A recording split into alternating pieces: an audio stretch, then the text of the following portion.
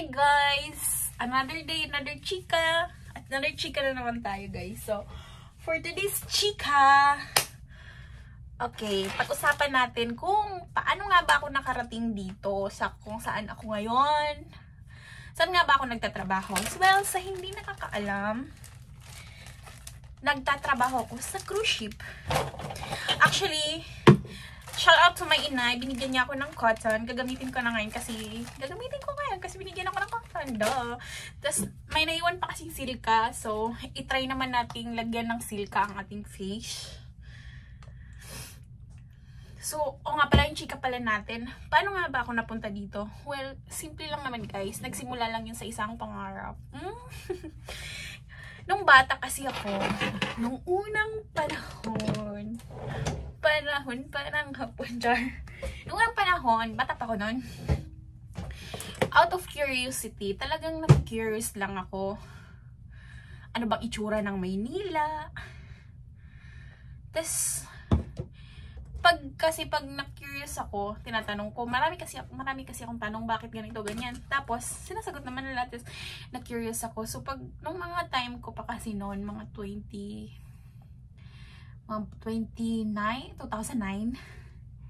pag pumunta ng Manila, mas mura kasi yung barko. So, barko yung sinakyan namin, guys. So, parang, nung pagsakay ko ng barko, oh my God, parang sabi ko, oh my God, parang gusto kong magtrabaho dito sa barko.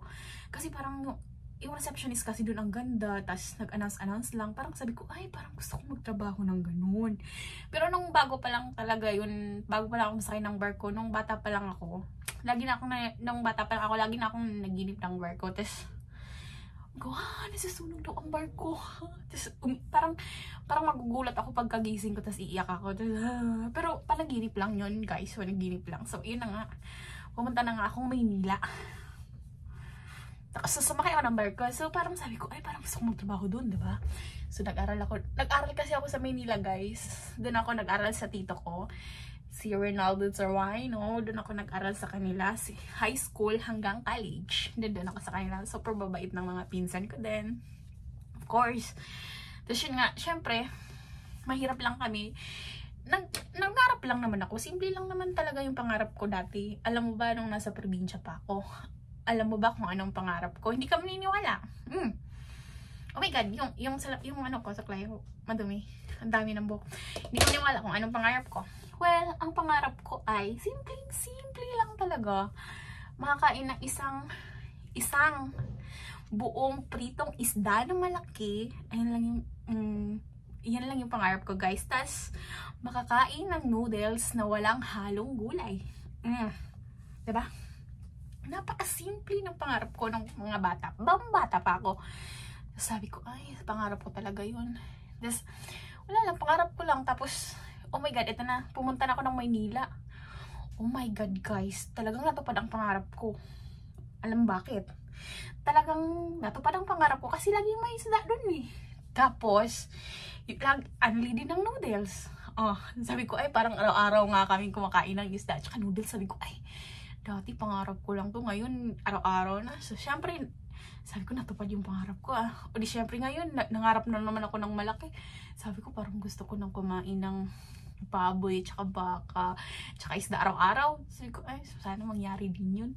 Pero chill pa rin ako, enjoy ko pa rin ang life. Just one day. Oh my God, guys, natupad siya. Nandito ako ngayon, libre ang pagkain, unli pa. Yun nga lang, sa sobrang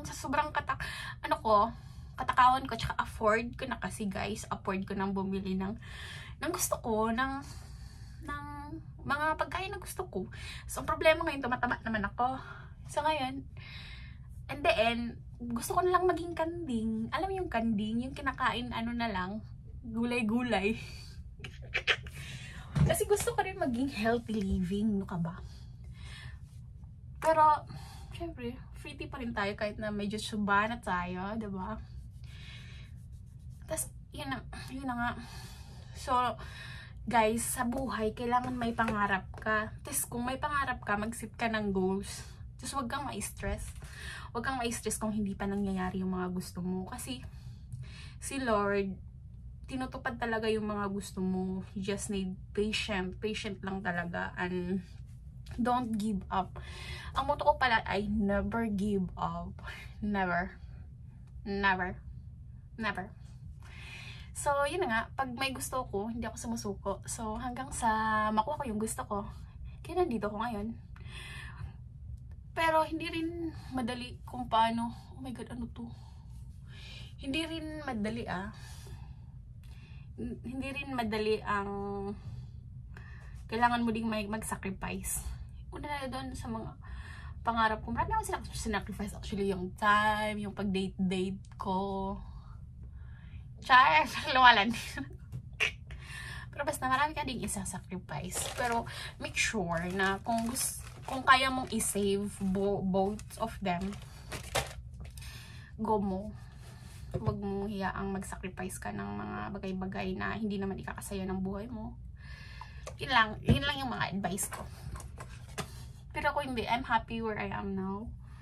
Sa sister ko, natapos na yun yung sister ko. Kaya isa na din yun sa mga pangarap ko na matapos yung sister ko. At saka yung brother, oh my God, ang hapde, sobraan. Yung brother ko din maging successful in life. Yun lang naman, simple lang pangarap ko. Tapos yun, marami pa akong pangarap. Siyempre, chichika ko sa inyo pag natupad na. Tapos paano nga ba ako nag-apply dito? Ay naku, it's a long story. Paano ako nag-apply? Ay, wait lang, maglalagay nga pala ako ng nasobrahan yung chika natin, guys. Dapat maglagay na ako ng lipstick para gumanda naman ako dyan. Ayan. Bilis ang oras talaga. Duty na kasi ako. Kaya maglalagay ako nito. Alam mo, dagdag confidence kasing to. Pag dagdag confidence pa. At na hindi naman nababago yung mukha ko. Ano lang. Simpleng tao lang naman ako. Simpleng babae lang. Simpleng babae na maraming pangharap.